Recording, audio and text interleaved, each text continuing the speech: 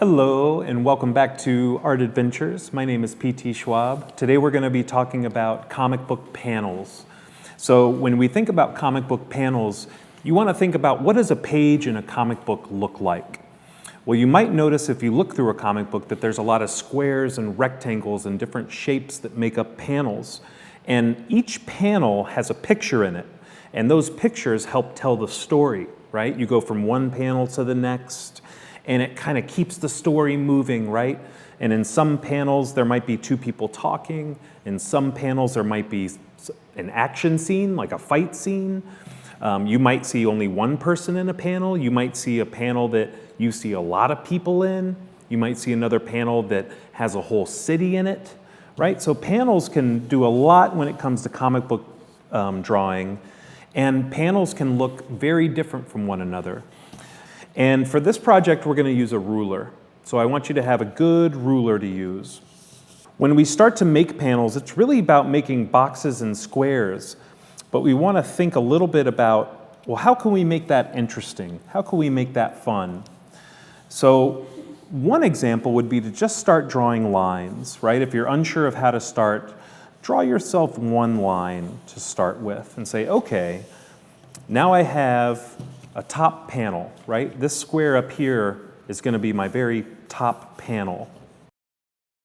Maybe it makes sense to have a bunch of little panels to tell a story with.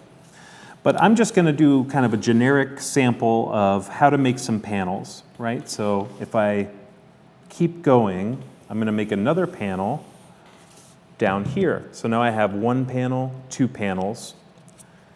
Maybe I'll make another one here. Maybe I'll cut that into two. And maybe the last panel will be this big square down here. So that's a way to kind of divide your paper up into panels to then tell your story, right? So maybe up here in this panel, we'll see someone's face, right? So if I drew that how to draw a head thing, cut it in half, cut it in half, cut it in half, cut it in half. If I kind of sketch in, maybe someone's up here in the very top, just like this. And maybe they're in a forest, so there's lots of trees and stuff behind this person. Just like this. Lots of trees and stuff.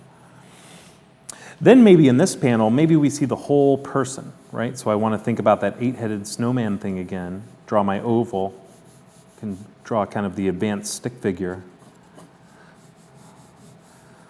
And we'll draw a person that's kind of right over here in this panel. Start to add some of those shapes to the person to kind of flesh out what they look like.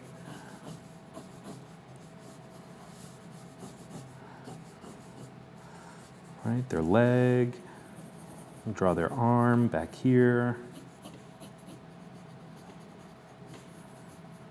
Their other arm is here, right? And if they're in the woods, I want to keep thinking about where they are and what they're doing, right? So maybe this person is just walking through the woods. So behind them, right, we'll have where the ground stops and the sky starts. And then if they're in the forest, there's probably a lot of those big trees in the background. I'm just kind of laying them in quickly. I know they don't look very detailed, but I just want to think about where things are, right? Maybe the trees go all the way up to here, and then the leaves and stuff start up at the top. So if this character is walking through the woods, maybe they see something, right? Maybe there's a rock that has a flower growing on it or something like that, right? So in this panel here, I can put in that kind of flower growing out of a rock in the middle of the woods. And maybe in this next panel, our character notices it and reaches for it. So maybe their hand comes in with their fingers.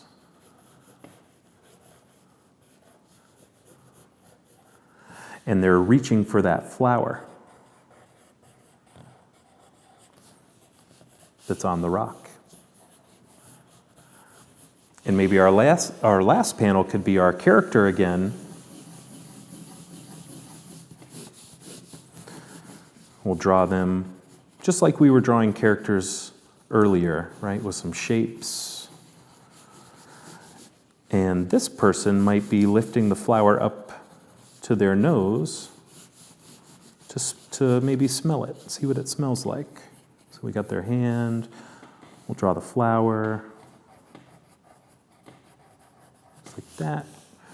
Got their face, their eyes, their nose, their mouth, right? And we'll just put our person right there in this panel. So you can see how our panels worked. Let me make some details on this so we can see that it's a person. There we go. So our top panel was the person. This panel kind of zoomed out, right, and showed more detail of the person walking through the forest. This panel showed the flower. This panel showed the person reaching for the flower. And this panel is the person smelling the flower. Now, if I wanted to, I would take my time and really add in some details, right? I would draw this face very detailed. I would draw this character very detailed, the trees very detailed. I would take my time and really work hard to make all these finished drawings, right? Maybe the sky is in the background of this drawing. Maybe the sun is up in the sky, nice and bright, right? But these panels take us through the story, right? We got this first panel, the second panel, third panel, fourth panel, and fifth panel. And the panels help tell the story, right? They keep the action going. They keep our story moving. And it's really as simple as that.